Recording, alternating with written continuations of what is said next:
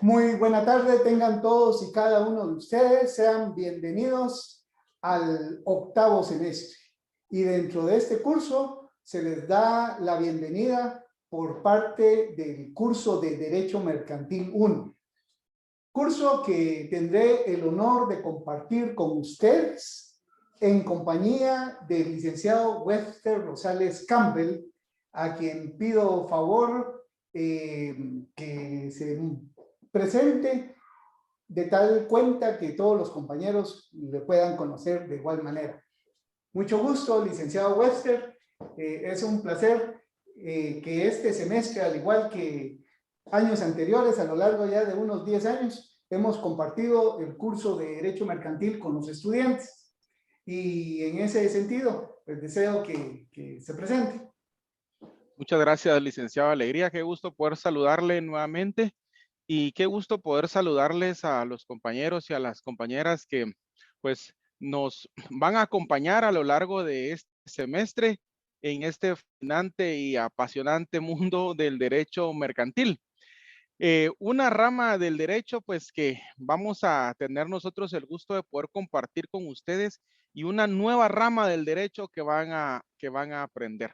Para mí, pues, ha sido siempre un gusto, un honor el poder compartir estas clases con el licenciado Alegría, a quien siempre agradezco la invitación a formar parte de este curso.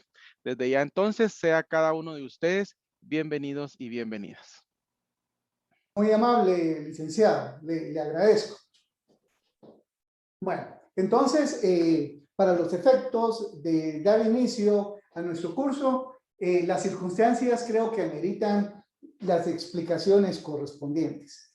En principio, he de compartir que lamentablemente a finales del semestre anterior tuvimos varios inconvenientes con los hackers en cuanto a la interrupción de los cursos. Realmente el 99% de las clases no tuvieron inconveniente, a excepción de la última. Y aquí tengo en el corazón todavía el hecho de no haberme podido despedir de mis estudiantes que ahora se encuentran ya listos a cerrar esta facultad de Derecho en el 10º semestre.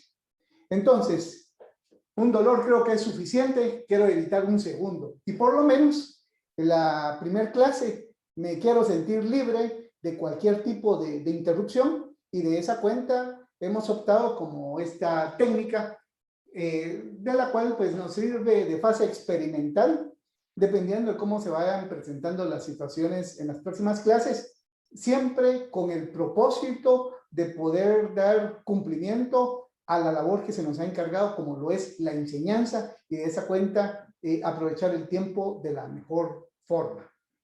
Definitivamente hay dos valores muy importantes que debemos de cuidar en la vida. Uno es el tiempo y el otro es el dinero. La diferencia es que el dinero se puede recuperar, el tiempo ya no. Entonces, el tiempo que dispongamos para nuestros cursos, vamos a tratar de aprovecharlo de la mejor manera.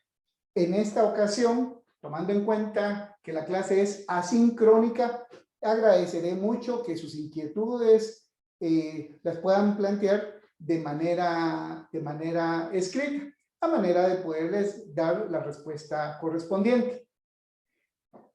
Luego de ello, pues lo que corresponde es que empecemos a hablar sobre nuestra materia propia de derecho mercantil.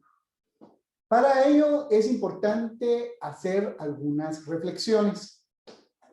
Cuando yo era estudiante me costaba encontrar aquella diferencia entre lo que es el derecho civil y lo que es el derecho mercantil. Porque tal como se encontrarán ustedes en este momento, a través del cual ya estudiaron lo que son las personas, los derechos reales, el derecho de sucesiones, el registro, el negocio jurídico, las características esenciales de los contratos. Entonces viene uno a preguntarse, bueno, ¿y ahora qué sucede con el derecho mercantil? Porque si yo ya conozco lo que es un contrato de compraventa, ahora me hablan de un contrato de compraventa mercantil, ¿por qué si yo ya sé lo que es un contrato de préstamo de dinero, ahora me hablan de un préstamo mercantil. Entonces, hasta este momento, al día de hoy, 19 de julio del año 2021, es muy comprensible que podamos tener ese tipo de inquietudes.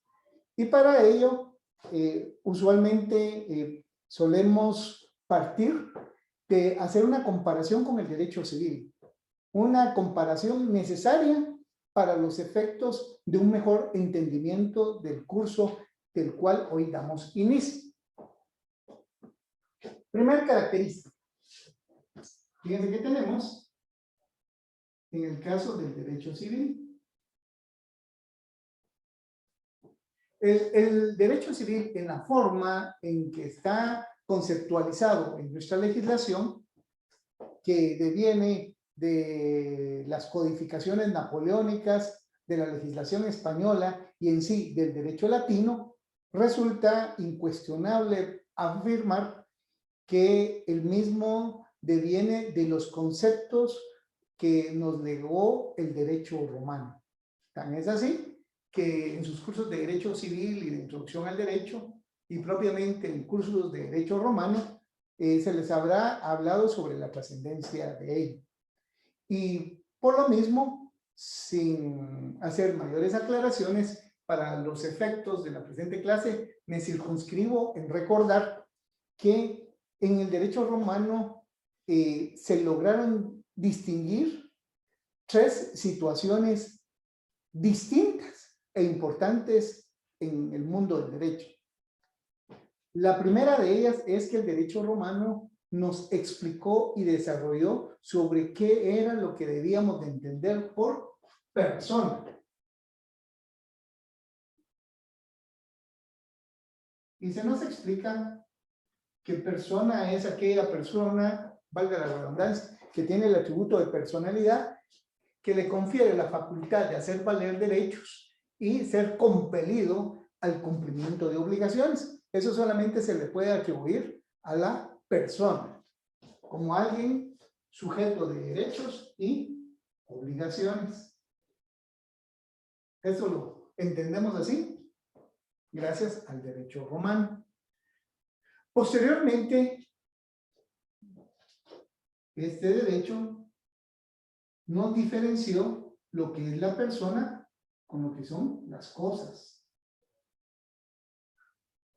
Refiriéndose por antología que las cosas representan lo contrario a la persona, es decir, que las cosas es aquello que existe, pero que no tiene facultad de hacer valer derechos, ni tampoco se le puede constreñir al cumplimiento de obligaciones, simple y sencillamente porque carece de aquel atributo de personalidad. Entonces, desde aquí queda muy claro, existen las personas y existen las cosas como instituciones totalmente distintas en el campo de entendimiento del derecho. Pero esa interrelación entre personas y cosas dan nacimiento a un tercer concepto, toda vez que las relaciones jurídicas entre las personas con relación a las cosas, o sea, cualquier relación que ustedes y yo podamos tener en relación a las cosas, van a dar lugar a lo que conocemos como negocio jurídico. Tenemos el negocio jurídico.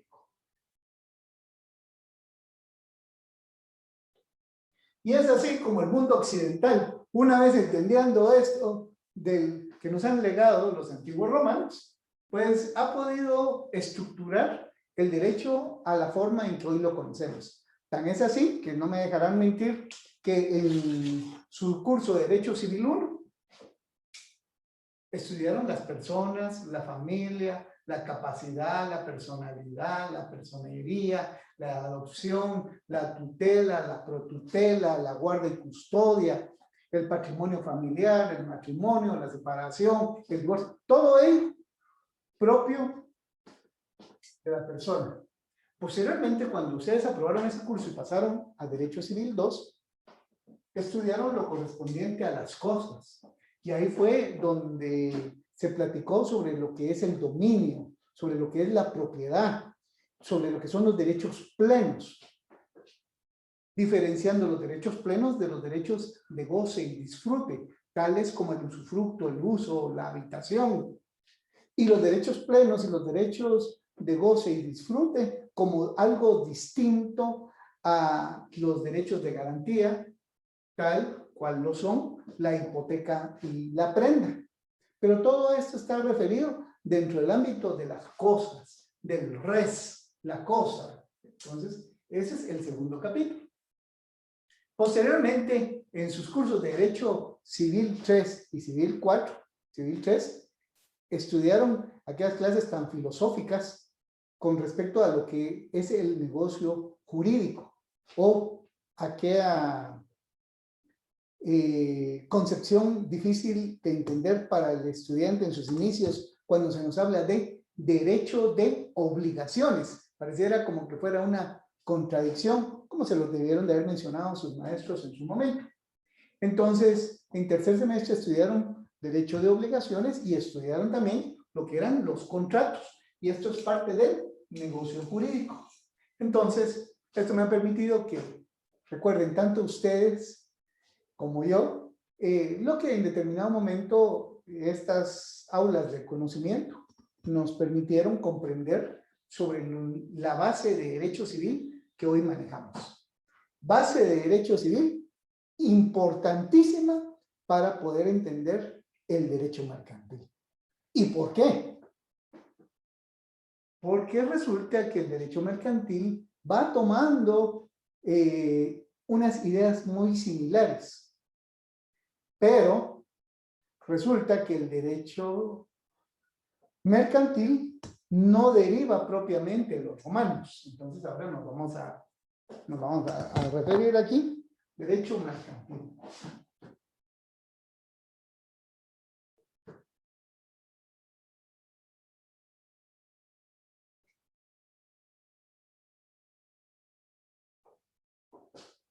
Resulta que así como hemos afirmado que el origen del derecho civil lo encontramos en los antiguos romanos, puedo afirmar también que el origen del derecho mercantil se dice que surge en el mar, propiamente en el mar Mediterráneo. Y quienes en la antigüedad dominaron el mar Mediterráneo fueron los antiguos fenicios. Con los fenicios es que surge el derecho mercantil. O al menos a ellos se les atribuye.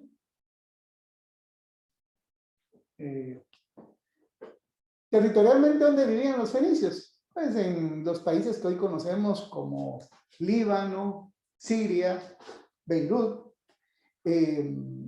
Pero realmente ellos, más que establecerse en un territorio, ellos dominaron el mar Mediterráneo. Y la característica que van a tener los fenicios es que si miramos hacia la historia, la mayoría de civilizaciones se establecieron en lugares territoriales, usualmente a la par de ríos que permitieran el abastecimiento de agua potable.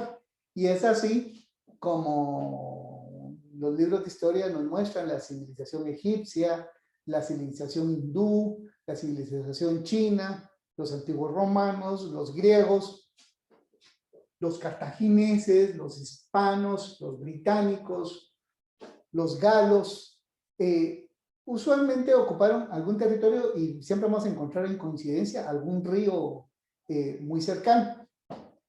Con los fenicios no sucede lo mismo. Su tierra es muy árida y los fenicios lo que hicieron fue perfeccionar sus medios de transporte en vía marítima. ¿Y cuál era el propósito de transportarse en vía marítima?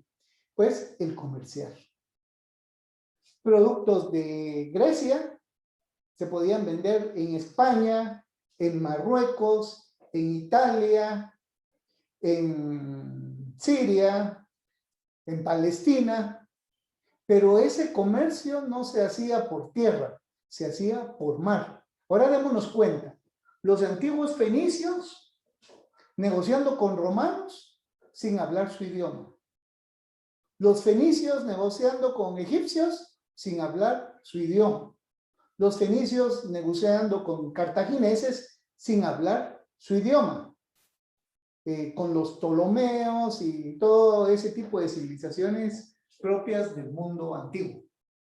Los fenicios no necesitaron dominar el idioma, sino que lo que dominaron fue los usos mercantiles, tal como nos han llegado hasta el día de hoy. O sea, desarrollaron el arte del comercio sustentándose en los usos mercantiles. Y digo usos mercantiles porque no teníamos un texto, como ahora tenemos nuestro Código de Comercio, que nos va a regular lo concerniente a esta materia. Y entonces, hecha esta explicación y habiéndonos referidos al origen de los fenicios y el derecho mercantil, pues resulta que en este campo de conocimiento, en lugar de hablar de personas, vamos a hablar de comerciantes.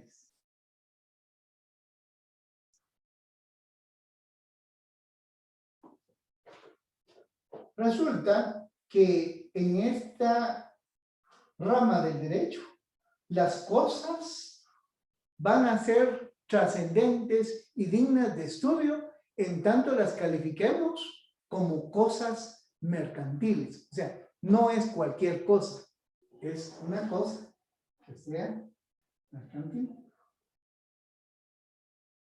Cosas mercantiles.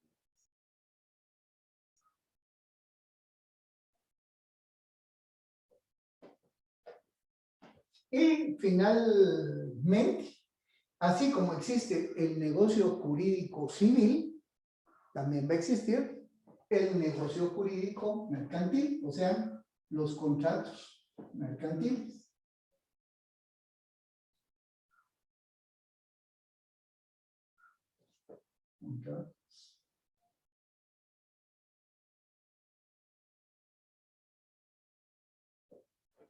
Entonces, hasta este momento lo que podemos advertir es que es muy parecido el orden de separación que tiene el derecho mercantil, el cual comprende los comerciantes, las cosas mercantiles y los contratos mercantiles. Y tal como lo acabo de mencionar, que sucedió con el estudio del derecho civil, tanto en esta casa de estudios como en todas las facultades de derecho del país, y puedo decir de todos los países de habla hispana, o que utilizan el sistema latino o grecorromano que hemos heredado, van a presentarse la situación que en este semestre, octavo semestre, que es el primero que ustedes que tienen la oportunidad de estudiar derecho mercantil, lo que vamos a hacer, nuestro tema va a ser los comerciantes. Cuando ustedes accedan al siguiente semestre, en noveno semestre, se va a estudiar las cosas mercantiles. Y cuando ustedes estén cerrando, como mis queridos alumnos que no me dejaron que me despidiera hace cosa de mes y medio, en décimo semestre lo que se estudian son los contratos mercantiles. O sea, el orden que se va a llevar en cuanto al aprendizaje del derecho mercantil va a ser muy parecido al del derecho civil. Y por eso constantemente el estudiante debe de tener presentes las bases sólidas que debió de haber aprendido en el estudio del derecho civil. Lo que he dicho en otras palabras significa que, por favor, para nuestro curso, siempre con su presencia de su código de comercio y a la par de su código de comercio, su código civil. Porque lo que no encuentren en el código de comercio, lo vamos a buscar en el código civil, interpretándolo bajo los usos y principios que inspira el derecho mercantil. Entonces, realmente, para los efectos del curso que nos atañe en este semestre, debemos de comprender que de lo que vamos a hablar es de los comerciantes. Prácticamente les podría referir que el código de comercio, este código de comercio, lo debemos de entender como un código hecho para los comerciantes. Si usted y yo no somos comerciantes, nuestras conductas se van a regular por el Código Civil. Si usted y yo somos comerciantes, se van a regular por el Código de Comercio, no por el Código Mercantil. Que me diga Código Mercantil ya principió mal. Se regulan por el Código de Comercio. Ahora bien, si usted no es comerciante y yo sí soy comerciante, también se va a regular por el Código de Comercio, tal como aprenderemos ya muy pronto. Bueno, entonces, hemos hecho una comparación. Derecho civil, los romanos dividen la persona, las cosas, el negocio jurídico. El derecho mercantil surge en el mar a través de los fenicios y dentro de la conceptualización de los conceptos, más que a la persona, lo que nos interesa es identificar al comerciante. Nuestro código de comercio está hecho para el comerciante. Y dentro del análisis del derecho mercantil nos vamos a encontrar con cosas mercantiles como algo distinto a las cosas civiles y vamos a encontrar contratos mercantiles como algo distinto al negocio jurídico o los contratos civiles.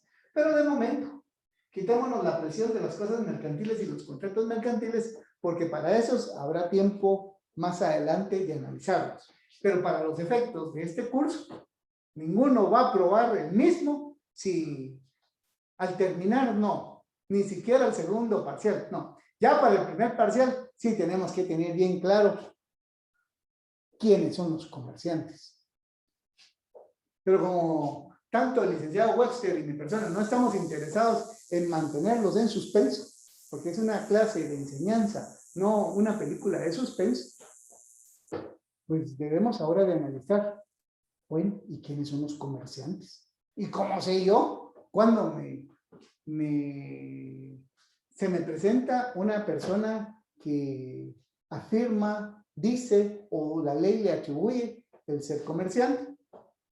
Pues eso es muy sencillo.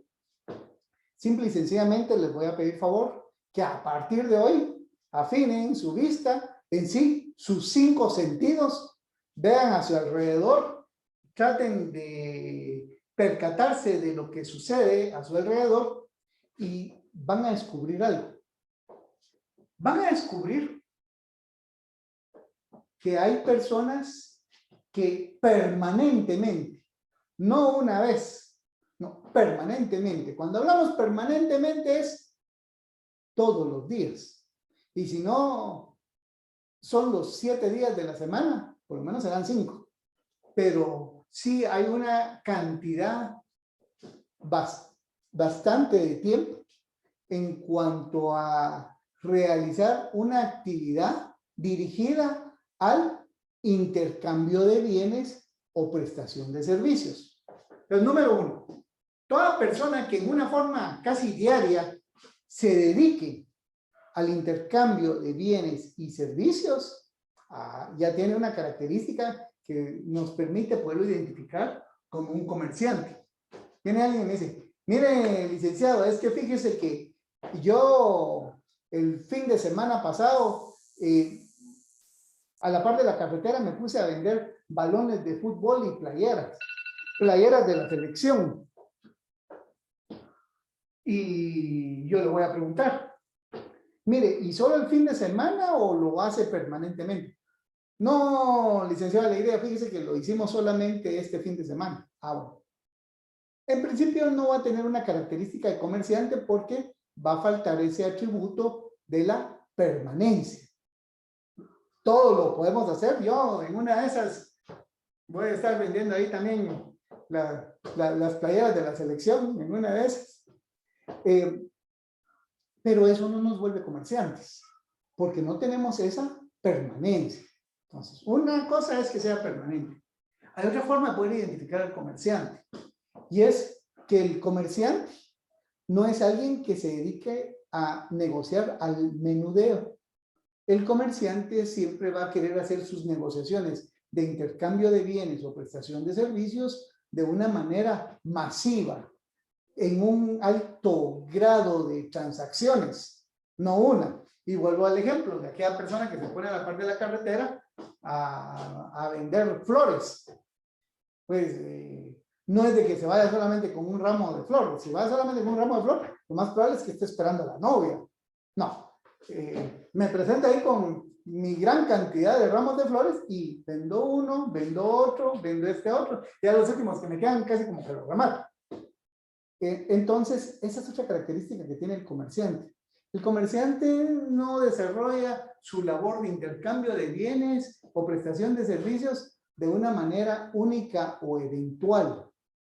El comerciante, para ser considerado como tal, lo ha de hacer de una forma bastante extensa, a gran escala. Entonces, ya tenemos dos pistas para identificar quién puede ser comerciante. Uno es que lo haga de manera permanente y la otra es que lo haga en un gran número de transacciones de intercambio de bienes o de prestación de servicios.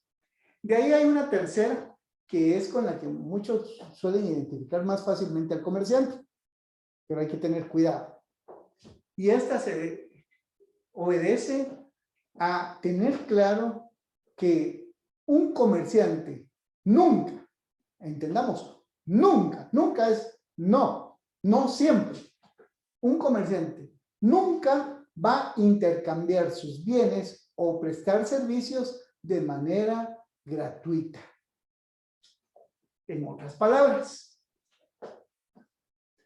la actividad del comerciante siempre va a ser onerosa porque va a traer contraprestaciones, lo cual lo va a identificar como una actividad lucrativa. Lucrativa no es una palabra satánica, por favor, no tergiversemos. Lucrativo es lo que yo tengo derecho a cobrar y la persona tiene obligación de pagar por un bien o por un servicio que legítimamente le haya proporcionado. Eso es lucrativo.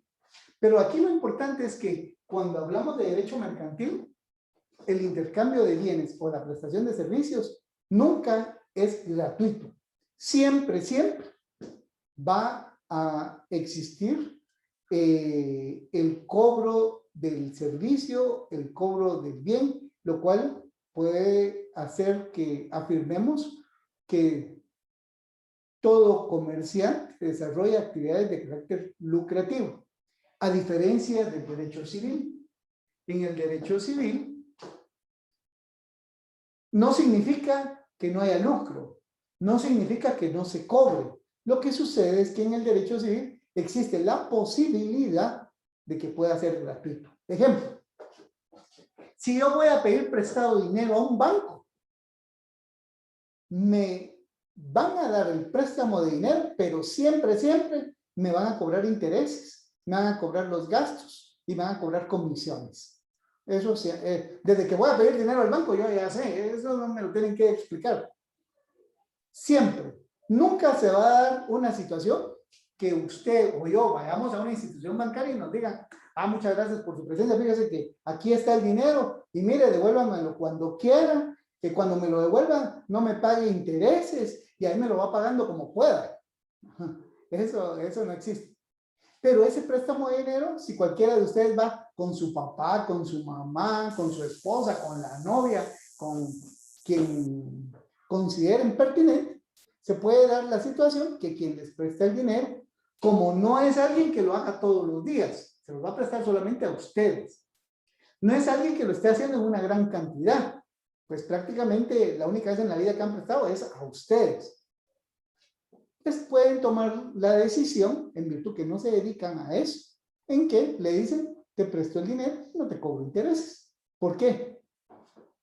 porque sería un préstamo de dinero de carácter civil, en tanto que un préstamo de dinero de carácter mercantil siempre va a ir aparejado del cobro de gastos, comisiones e intereses. Cualquier transacción. No hay transacción que podamos pensar que sea gratuita. Siempre va a requerir un cobro por la prestación de los mismos.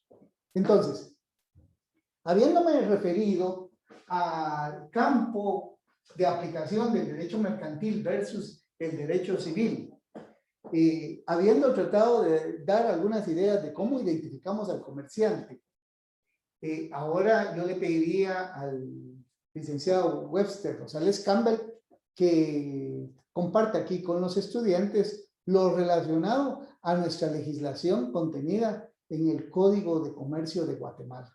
Y en ese sentido, por favor, licenciado Rosales, si nos puede acompañar.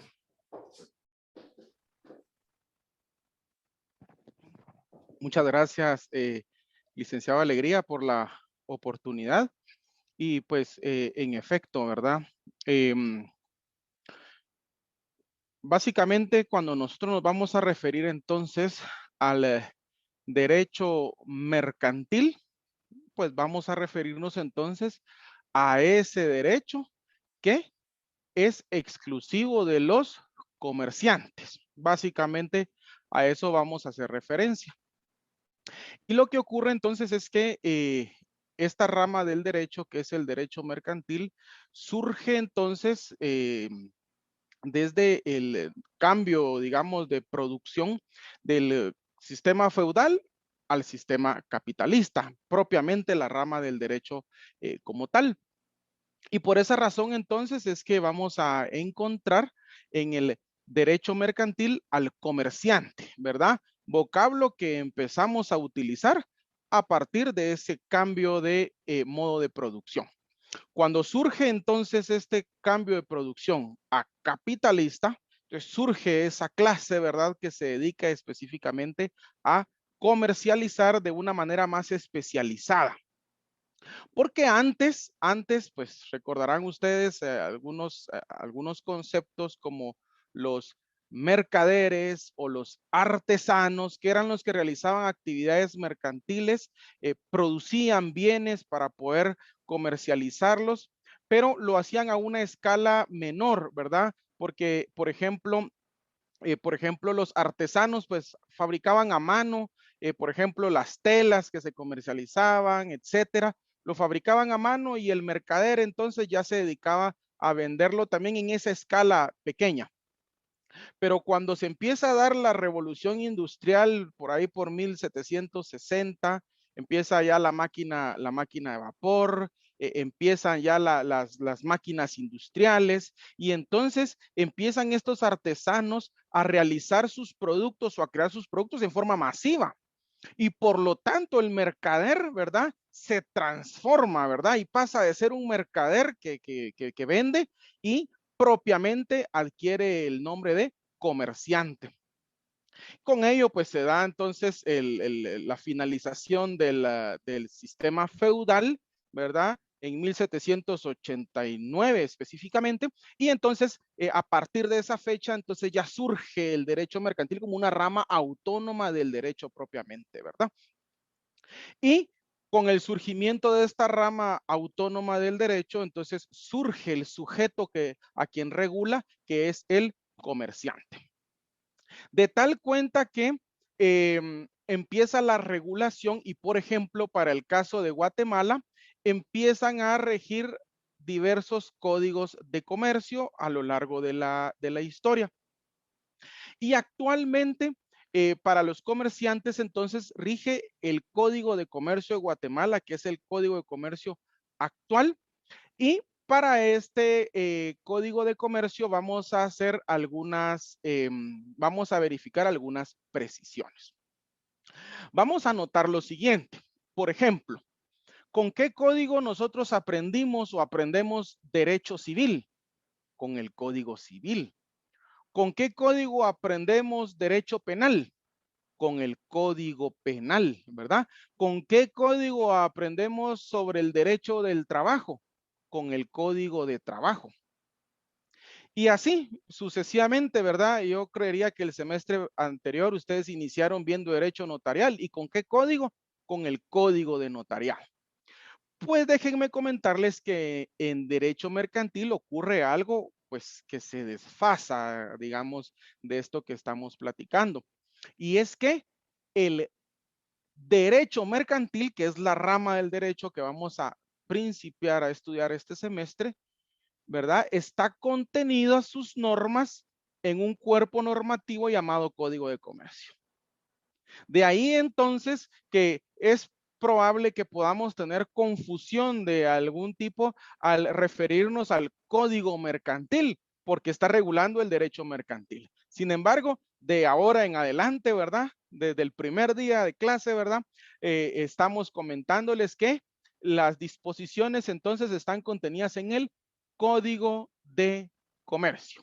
Así se llama así se llama nuestro código. Y digo, así se llama nuestro código a medias, porque si usted verifica cómo se llama su código penal, pues se llama código penal. Y su código civil, código civil. Y su código de trabajo, código de trabajo.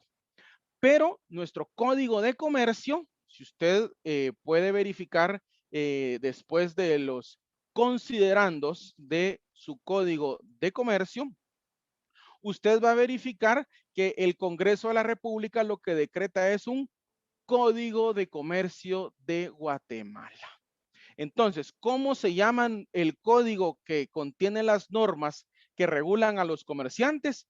Código de Comercio de Guatemala. Fíjese, es el único código que tiene esa precisión que va a regir a Guatemala, ¿verdad? Por supuesto que pareciera que fuera intrascendente que el código de comercio se llame Código de Comercio de Guatemala, porque obviamente si es un código decretado en Guatemala, pues va a regir a Guatemala específicamente. El asunto está en que el derecho mercantil tiene una característica muy particular, y es que tiende a internacionalizarse. Por esa razón es que el legislador, previendo esa característica, entonces le colocó ese nombre, ¿verdad? Código de Comercio de Guatemala. Nuestro Código de Comercio de Guatemala consta de 1055 artículos. Y esos 1055 artículos están divididos en cuatro libros, ¿verdad? Que serían los libros, serían de los comerciantes y sus auxiliares, que sería el libro 1, de las obligaciones profesionales de los comerciantes, que sería el libro 2, de las cosas mercantiles, que sería el libro 3, y de las obligaciones y contratos mercantiles, que sería el libro 4 o libro cuarto. En ese orden de ideas es muy fácil poder concluir que los cuatro libros que contienen al Código de Comercio, pues se van a dividir en títulos, luego en capítulos, algunas partes en secciones y luego viene el articulado. Pero si usted, por ejemplo, revisa su Código Civil, ¿verdad? Usted se va a dar cuenta que su Código Civil está dividido en 5 libros. ¿Y con qué artículo principia el libro primero de su Código Civil? Pues va a principiar con el artículo 1. Si usted verifica su Código Penal, por ejemplo, el libro 1 del Código Penal principia con el artículo 1. Pero si usted verifica su Código de Comercio y se va al artículo 1, se va a percatar que no principia con el artículo 1, no principia con el libro 1. ¿Qué es lo que ocurre en el caso del Código de Comercio? El libro 1 principia a partir del artículo 6. El libro 1 principia a partir del artículo 6. Eso significa que los artículos anteriores, es decir, del artículo 1 al 5, van a ser disposiciones generales para todo el articulado del Código de Comercio de Guatemala.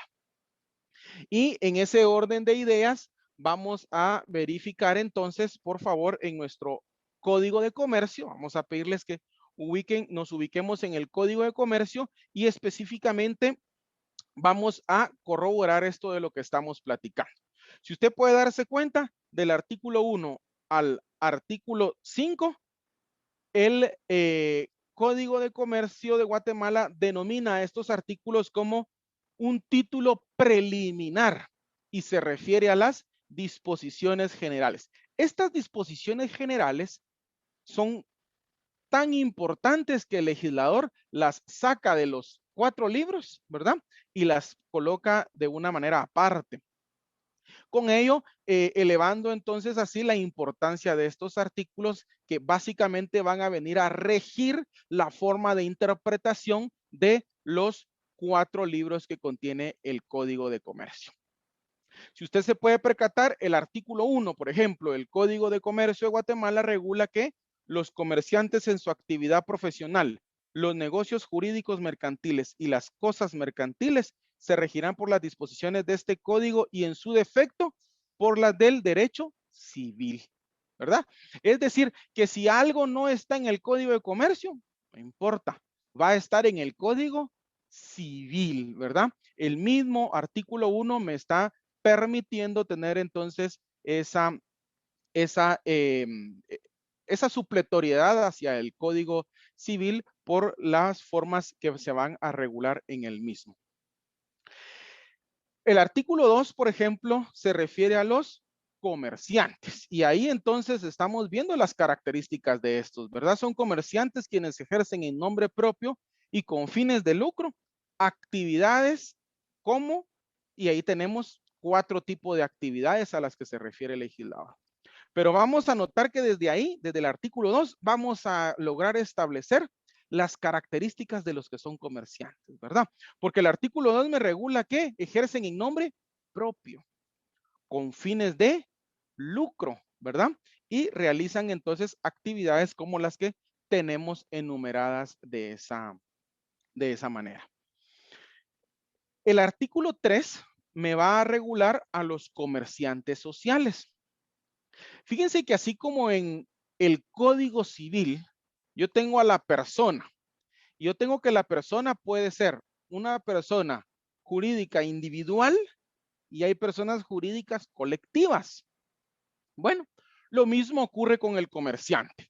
Yo tengo al comerciante y tengo que el comerciante puede ser un comerciante individual, una persona individual, o bien puede ser un comerciante social o colectivo, que sería una persona jurídico colectiva. Entonces, este artículo 3 lo que me va a regular es precisamente la existencia de estas personas colectivas. Posteriormente tenemos el artículo 4. El artículo 4 va a regir o va a regular lo relacionado a las cosas mercantiles. Cosas mercantiles le vamos a llamar a todos esos bienes que utiliza el comerciante para su tráfico mercantil. Por ejemplo, si yo no soy comerciante y vamos a decir que yo tengo mi carrito y entonces ese carro que yo tengo, para mí que no soy comerciante, es un bien mueble, es un bien mueble que yo utilizo para desplazarme. Si yo pongo a la venta ese carrito que yo utilizo, entonces yo lo pongo a la venta y si lo logro vender, celebro una compraventa civil, ¿verdad? Rigiéndome por las disposiciones del Código Civil y simplemente he vendido un bien mueble que era de mi patrimonio. Y ahora, pues, al haberlo vendido, pues ya no está dentro de mi esfera patrimonial. Pero pensemos, por otro lado, en que yo soy comerciante y yo me dedico a vender vehículos. Y entonces el vehículo que yo vendo no es un simple bien mueble. Si bien es cierto, su naturaleza es la de ser un bien mueble porque se puede desplazar de un lugar a otro, pero desde el punto de vista que está dentro del patrimonio de un comerciante, yo a ese bien mueble le voy a dar una denominación especial y le voy a llamar cosa mercantil. Es decir, todos esos bienes que el comerciante utiliza para el tráfico normal de su actividad comercial se va a denominar cosas mercantiles, ¿verdad? De esa cuenta, entonces, yo puedo tener una chumpa, ¿verdad? Y por ahí, por alguna mi necesidad, yo se la puedo vender a alguien y simplemente he vendido una chumpa, un bien. Pero si yo me dedico a vender chumpas, yo lo que he vendido es una cosa mercantil. ¿Por qué? Porque desde el momento que eso está dentro de la esfera patrimonial de un comerciante, adquiere esa denominación, esa característica única que solo el comerciante le puede dar. Cosas mercantiles. Entonces vamos a tener que el artículo 4 regula cuáles son las cosas mercantiles, ¿verdad? Y tenemos, por ejemplo, los títulos de crédito de lo que van a platicar el próximo semestre. La empresa mercantil y sus elementos. Y ahí dentro de la empresa mercantil, ahí vamos a tener el carro, ahí vamos a tener la chumpa, ahí vamos a tener licuadoras, todo lo que el comerciante utiliza para el normal desenvolvimiento de su actividad como tal. Y numeral tercero, vemos ahí que se incluyen como cosas mercantiles, por ejemplo, las marcas, las patentes, los anuncios, las señales de publicidad, etcétera. A eso vamos a hacer referencia entonces con relación a las cosas mercantiles. Entonces, para el derecho civil son bienes, pero para el derecho mercantil, esos bienes que ya están en poder del comerciante y el comerciante los usa para su actividad, se convierten en cosas mercantiles. Y por aparte tenemos el artículo 5. El artículo 5 se refiere al negocio jurídico mixto. Y esto lo vamos a explicar de la siguiente manera. Vuelvo al ejemplo de la compraventa de un carro. Si yo, por ejemplo, que no soy comerciante, vendo mi carro y se lo vendo a otra persona que tampoco es comerciante, el negocio jurídico que estamos celebrando, comprador y vendedor, que no somos comerciantes, se va a regir por las disposiciones del Código Civil. Por esa razón es que a esa compraventa o a ese negocio jurídico le vamos a llamar negocio jurídico civil, ¿verdad? Porque los dos nos regimos por las disposiciones del Código Civil. Caso 2. Yo comerciante, yo me dedico a vender carros, vehículos. Yo traigo vehículos, por ejemplo, ¿verdad? De Estados Unidos, los reparo acá en Guatemala y los vendo. Y yo me dedico a eso todos los días. Ese es mi quehacer. Entonces, yo traigo los vehículos y de repente por ahí un comerciante que también se dedica a vender vehículos, pero a él no le gusta traer los vehículos de Estados Unidos porque es un problema y entonces él simplemente quiere comprar vehículos aquí en Guatemala para poder revenderlos. Entonces, ¿cuál sería el negocio jurídico ahí? Yo, comerciante que me dedico a vender vehículos, le voy a vender algunos vehículos a otro comerciante que también se dedica a vender vehículos, solo que él va a ser intermediario. Entonces, ese negocio jurídico entre comerciantes y comerciantes sería un negocio jurídico mercantil. Entonces, repito, el negocio jurídico entre no comerciantes es un negocio jurídico civil y un negocio jurídico entre comerciantes es un negocio jurídico mercantil. Ahora, ¿qué pasa cuando en el negocio jurídico interviene un comerciante y un no comerciante? Resulta que si yo, vendedor de carros, yo comerciante, le vendo un vehículo a alguien que no es comerciante y que va a utilizar el vehículo para transportarse y va a permanecer mucho tiempo con ese vehículo, resulta que hay un negocio jurídico entre un comerciante, que sería yo el que vende el vehículo, y un no comerciante, que el que me compra el vehículo. ¿Qué disposiciones van a regir a este negocio? Porque este negocio no es civil, porque civil fuera que los dos fuéramos no comerciantes. Y un negocio netamente mercantil es cuando los dos son comerciantes. Pero en este caso es un negocio jurídico mixto. ¿Por qué mixto? Porque tenemos a un no comerciante, es decir, se rige por disposiciones del Código Civil, y un comerciante que se rige por las disposiciones del Código de Comercio. Ahora, cuando en ese negocio mixto se va a dar la relación contractual entre un comerciante y no comerciante, ¿qué código es el que va a regir? ¿El Código Civil o el Código de Comercio? El artículo 5 del Código de Comercio nos da la respuesta. Y es que dice, cuando en un negocio jurídico regido por este código intervengan comerciantes y no comerciantes, se aplicarán las disposiciones del mismo. Entonces, en el negocio jurídico mixto, rigen las disposiciones del Código de Comercio. Entonces, recapitulando, en un negocio jurídico civil, en un negocio jurídico donde no son comerciantes, Código Civil. En un negocio jurídico donde los dos son comerciantes, Código de Comercio. Y en un negocio jurídico mixto, Código de Comercio es el que va a regir de esa manera. Entonces, en ese sentido, vamos a verificar que eso sería lo relacionado a esas disposiciones generales del Código de Comercio. Vamos a verificar también que en nuestro Código de Comercio, al final, vamos a tener algunas disposiciones que son transitorias y otras disposiciones que son derogatorias y modificatorias. Entonces, si nosotros nos ubicamos al final de nuestro Código de Comercio, al final, ¿verdad? Del Código de Comercio, vamos a encontrar las disposiciones derogatorias y modificatorias. Y ahí vamos a tener un artículo primero en las disposiciones derogatorias y modificatorias al final, que regula que se derogan, numeral primero, el Código de Comercio contenido en el Decreto Gubernativo número 2946.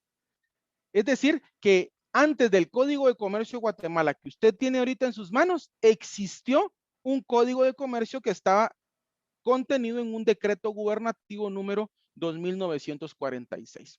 Ahora, al final de la lectura de ese numeral primero, usted va a encontrar que no se derogan algunos títulos de ese Código de Comercio anterior, ¿verdad? Y son las disposiciones relativas al comercio marítimo. ¿Qué significa eso? Que el Código de Comercio de Guatemala no solo es este código que usted tiene en este momento en sus manos, sino también lo relativo al comercio marítimo está vigente, pero está regulado en el código, en las disposiciones del Código de Comercio anteriores a la presente, ¿verdad? Entonces, para poder tenerlo ahí como un dato muy relevante. Y para concluir, el último artículo de nuestro Código de Comercio, la última página, ¿verdad? En donde vamos a tener la última disposición derogatoria y modificatoria, nos indica que el presente decreto entrará en vigor el 1 de enero de 1971. Entonces, de esa cuenta, vamos a tener que actualmente todavía tenemos vigente lo relacionado al derecho marítimo en el decreto gubernativo anterior, y también vamos a tener como punto relevante que este Código de Comercio de Guatemala entró en vigencia a partir del 1 de enero de 1971. Básicamente ese es lo que pues deseo compartir en esta oportunidad con ustedes, y nuevamente un gusto compartir el curso.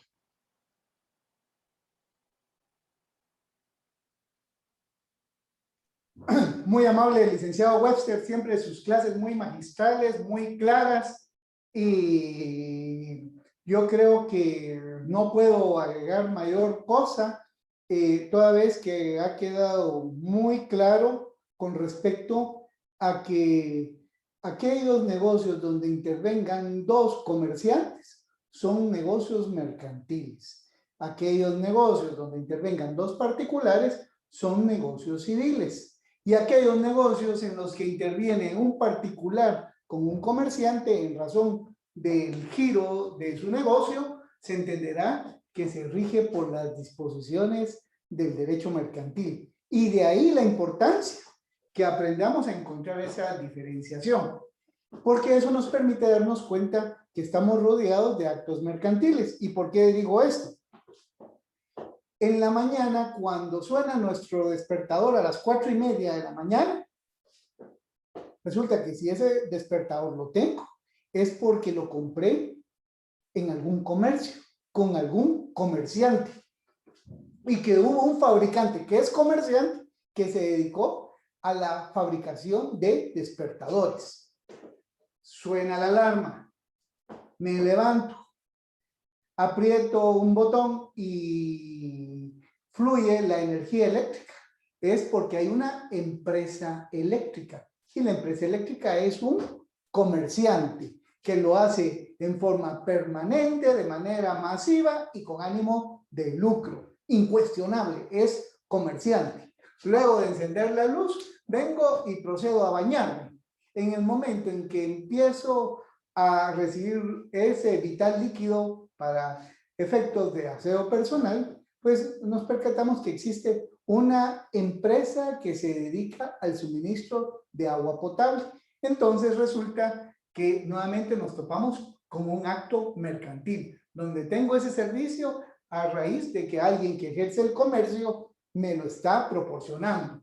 Luego me dispongo a acudir a la mesa del comedor a desayunar y me ponen mi cereal.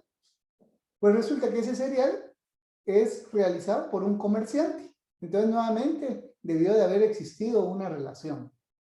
Salgo de mi casa hacia el trabajo, me subo en el vehículo. Pues el vehículo lo tuvo que haber creado un fabricante, que es un comerciante. Entonces, hay alguna vinculación, si no en el presente, en el pasado, de alguna relación jurídica de mi persona con un comerciante. Camino a mi trabajo, necesito abastecerme de combustible. Pues resulta que esas estaciones de gasolina que encontramos lo hacen en forma permanente, de manera masiva, o sea, le venden a todos y nunca nos lo van a regalar. Siempre nos van a cobrar por ese servicio. Entonces son comerciantes. Cada uno de los actos que he detallado en este breve resumen son actos mercantiles. Y por lo mismo estamos rodeados de situaciones mercantiles. Tan es así que les podría asegurar que por cada acto civil que ustedes llevan en el transcurso de su vida, equivale a un mínimo de 100 actos mercantiles que simultáneamente se están llevando. Tomemos conciencia de ello, porque al tomar conciencia de ello, nos va a llamar la atención, entonces llegar a conocer la regulación, los enunciados, los principios y los usos mercantiles que inspiran al derecho mercantil. Luego, para cerrar y complementar, recordemos lo que nos dijo muy atinadamente el licenciado Webster Rosales. El Código de Comercio de Guatemala empieza a regir el 1 de enero de 1971. Pero 6 años antes se había promulgado el Decreto Ley 106, que es el Código Civil. Necesito que tengamos presente que en 1964 se promulga el Código Civil para entrar en vigencia en 1965. Y tiempo después, en 1970, se promulga el Código de Comercio para entrar en vigencia el 1 de enero de 1971, tal como lo ha afirmado el licenciado Webster Rosales. Lo que quiero que nos percatemos es esos 6 años de diferencia entre emisión de un decreto y el otro. ¿Por qué es importante esto? Porque es contrario a la técnica jurídica regular cosas que ya están reguladas. Entonces, sería un sinsentido que la regulación de 1970 viniera a repetir lo que ya contemplaba la regulación de 1964. Por eso es que el legislador, en el artículo 1 del Código de Comercio, establece que el comerciante, el negocio jurídico mercantil y las cosas mercantiles se rigen por lo que dispone el Código de Comercio. Pero en su defecto, sin eso, el comerciante, las cosas o el negocio jurídico no lo encontramos en el Código de Comercio, entonces aplicaremos las disposiciones del derecho civil. ¿Cuáles son esas disposiciones? Las contenidas en el Código Civil, las que se aplicarán e interpretarán acorde a los principios que inspiran el derecho mercantil. Ahora, atención, ¿cuál es la lógica? Si el Código Civil nos define qué es persona, no hay necesidad que el Código de Comercio nos lo defina nuevamente. Si el Código Civil nos define cuándo hay contrato, como acuerdo de voluntades para crear, modificar o extinguir obligaciones, no hay necesidad que se replique esa norma en una norma posterior. Si el Código Civil nos señala lo relacionado a los vicios en la declaración de voluntad, la simulación, el objeto lícito, la capacidad de las partes, entonces es antitécnico que esté regulado también en el Código de Comercio. Pero que no esté regulado en el Código de Comercio no significa que no sea de carácter mercantil. Y ahí viene la forma como se complementan el Código de Comercio y el Código Civil. Destreza que debemos de aprender a dominar a lo largo de este semestre, por lo menos con respecto al tema de los comerciantes, que es lo que nos atañe a lo largo del curso del cual hoy estamos dando inicio. Entonces, ya con esta reflexión, quedamos para vernos nuevamente el próximo día viernes. Por favor, vamos a tomar nota de cada una de las preguntas que se hayan formulado a manera de poderles dar la respuesta correspondiente. Y de momento, se les felicita por los esfuerzos, la dedicación, el empeño para tratar de superarse, algo que necesita nuestro país. Ahora lo están haciendo en estas circunstancias tan adversas. Estamos ya en el mundo virtual y ahí vamos, vamos para adelante. Y eso es lo que necesitamos todos para hacer un gran país. Entonces, de mi parte me despido. Diría también al licenciado Webster ahí que me despida a los compañeros y nos estamos saludando el próximo viernes.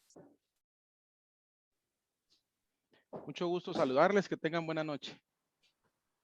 Claro, muy feliz noche, nos estamos comunicando. Mucho gusto.